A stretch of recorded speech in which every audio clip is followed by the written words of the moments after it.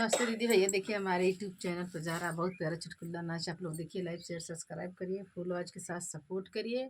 बहुत प्यारा गीत है, आप लोग ज़्यादा से ज़्यादा शेयर करिएगा और देखिएगा। चुटकुला नाच गीत है। बेरिया के बेरी तो के बारी जी ससुरवा गोइड़वा जानिबो। अरे ओ जनारिया गोइड़वा जानिबो। अरे ओ जनारिया गोइड़वा जानिबो। जो नारी रखावे गइली नाउरी ना दिया सुगनमा ठोड़वा मार।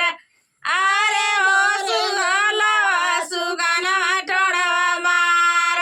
अरे गोर गलवा सुगनमा ठोड़वा मार। अरे गलवा सुगनमा ठोड़वा मार।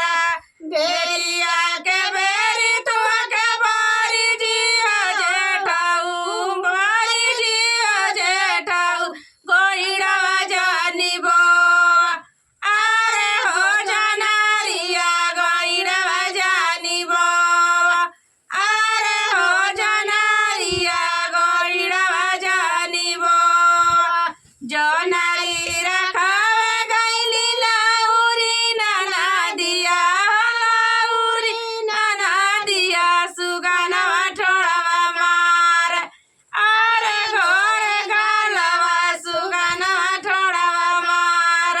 अरे गोर गलवा सुगनमा ठोड़वा मार।